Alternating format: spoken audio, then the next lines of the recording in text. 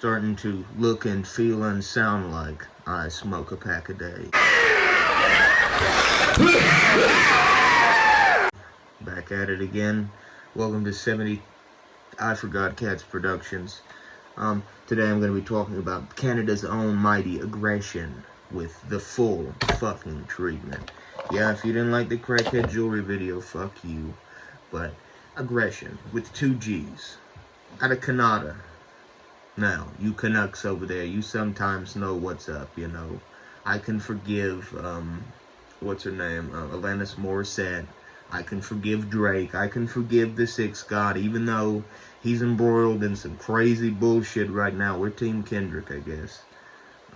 But you Canucks usually don't know what you're on about. But this album, The Full Treatment, released in 1987, is easily a contender, in my opinion, for being one of the best technical thrash albums of all time. First of all, if you go into this album expecting like Watchtower energetic disassembly, like you're gonna be sorely fucking mistaken. This is not that kind of technical thrash. This is really shitty, lo-fi, ultra refined technical thrash by fucking lunatics. I mean, ultimately badass. I've loved this album since I was a child. That's never gonna stop. This was one of their only few albums from back in the day. This came out on Bonsai Records. I do have this on vinyl, but I don't have that shit out here right now. Now, Aggression come along with a group of bands in metal history like Soothsayer. Nobody probably fucking knows what I'm talking about. Like Free Violence, Buzzfly.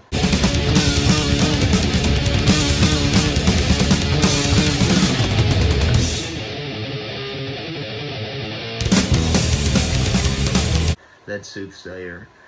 They're Canadian too, I'm pretty sure. Their lyrics are kind of bad English translated. Look, I don't know if it's because of the record company that printed their lyrics or whatever. This is sort of on a similar vein. I mean, if these guys are Canadian, why on the track Green Goblin do they say, "A green stuff splashes in his face"? That's not how English works, y'all. But nonetheless, this album begins with the ever-fucking thrashing Forsaken Survival.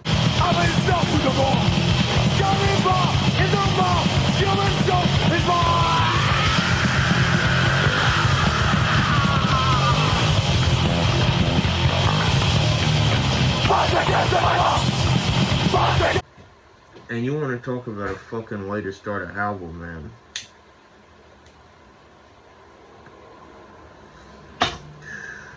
Forsaken Survival is lo-fi. It sounds like shit. The bass is punchy. The guitars are scratchy as all hell. Not like a buzzsaw. Not like that shit. But, you know, pretty fucking close to it. Honestly, I love the vocals here. And Sasquatch Barth is no slouch on the goddamn guitar. And I love Cactus Pete's vocals. He's ridiculous. He sounds like an absolute madman. Come on, man. I can't pop it. Yeah, NXT, y'all. Doug Bug, or whatever the fuck his name is, handles the bass. He's fucking amazing. And Stephen Padlock, I think, has passed away, though I'm not sure. And I'm not even sure if he's really credited on this album. I thought it was another guy called, like, Gate or something who passed away, too. But every musician on here is performing in top-notch quality, even if the record is not produced in top-notch quality. A lot of people hear this shit, probably turn it off in like the first minute. Because this is some really lo-fi shit. I mean, seriously, this whole album, and some of the songs on here, like, get even worse quality. Dripping Flesh and Rotten by Torture are 2 big, you know, red flags for that, because they start off sounding even worse than the rest of the album. But nonetheless, Frozen Aggressor is the next song, and you want to talk about a song that has an intro that sounds like a fucking motorcycle. This song is ridiculous. Hitting the bells, some shit, he burst your cells. Hitting from hell to hit the bells, bursting your cells, he fucks the dead. Really great lyrics. I mean, what the hell are they even talking about?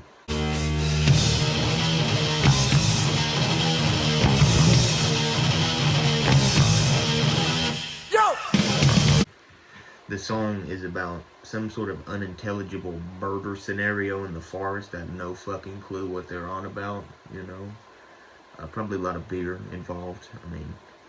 But a hell of a song, and the riff on this song is monstrous.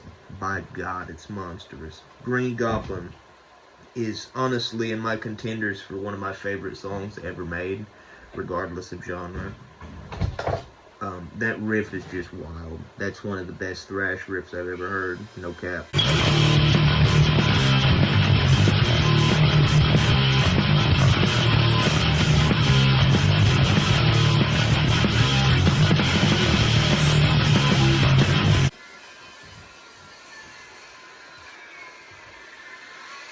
And affairs like One for the Woods, sorry about that shit, One for the Woods is easily one of the most fucking ridiculously intense thrash songs I've ever heard. I mean, Jesus Christ. You want to talk about an assault on guitar. It's ridiculous. I love the breakdown. I love the drums in this song particularly. They hit fucking hard. And everything about this song is badass. One of the best songs on the album, no cap. 100%. Absolutely.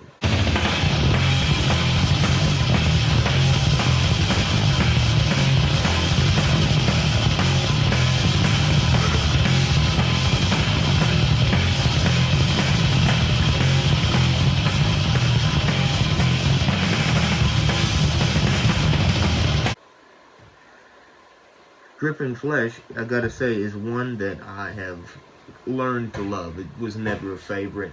The riff in it's pretty good, and like I said, this song features even worse quality production than what you've previously gotten.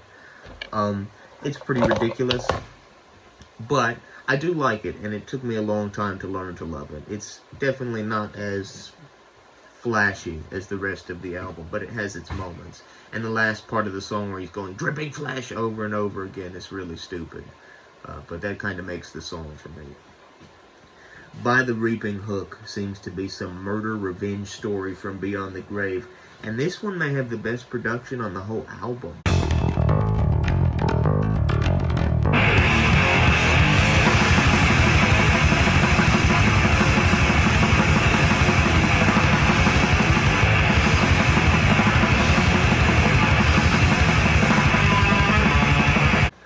It's really kind of weird. The bass and guitar clean up so much in this song, and especially like I imagine it's dub overs. The solos sound really clean, really clear. I mean, it's a mystery why the rest of the album didn't sound this fucking good. And a quick history lesson about Bonsai Records.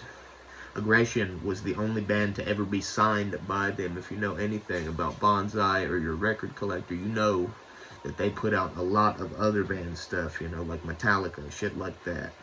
Didn't like record it with them, you know, but they just had the say-so to put it out. Aggression is the only band that they signed. So, very interesting. Maybe that's why the record sounds like shit. But nonetheless, great track by the Reaping Hook. Rotten by Torture is another one that I had to learn to love as well, though I will say it is better than Dripping Flesh, which would probably make Dripping Flesh my least favorite on the album. But Rotten by Torture features the same terrible production, even worse, and it's not as long. It's pretty short, but it's a really good song. That riff in the middle where they break down and the bass starts boom, boom, boom, this shit's killer. Really fucking good. And for a band that never really put out much material, you gotta take what you can get. Demolition. Now, this track is credited as Demolition on the CD. It's not even gonna see it at all. Online, it's called Demolition of Your Face, and even on like Rature Music, I swear I've seen it said differently too. So, not really sure what that one is called, but I always called it Demolition of Your Face.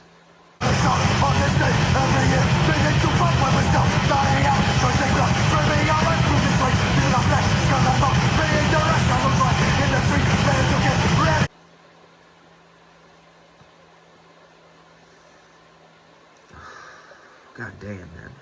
NXT is still the best cigarette. I mean, I did get a bunch of viewers from the reviewing the best cigarette in the world. I might re-review it. Re-review it right now, fuckers.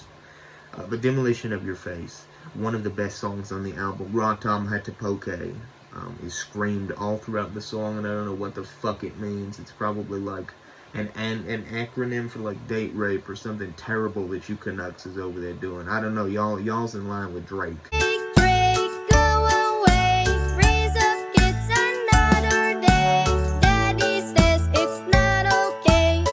As far as I'm concerned, but great song. Hammers Fly Upside Down, that's stupid. And the last song on the album is The Final Massacre, and you could tell these guys were clearly inspired by B-movies, horror movies, because they mentioned Chud in this song. Y'all know what Chud is. The song clocks in at the longest on the album at almost 8 fucking minutes and features a slow stop-start rhythm, which is killer, some crazy guitar parts, and some really, really weird vocals, like fucking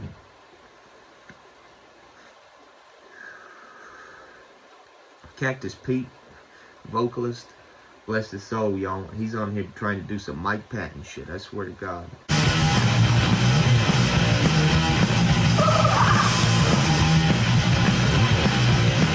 That motherfucker's on here going like he's fucking like, I don't know, but you know what I'm talking about. So, if there was ever an album that you were looking for that needed to be technical thrash metal, needed to sound like shit, and needed to be in line with the Sixth God, well, here's your fucking wake-up call. Aggression, The Full Treatment from 1987. Been a long, consistent favorite album of mine since day one. I've always loved Aggression since I heard them. They're great musicians. Pretty sure they still make music, though I don't know about that.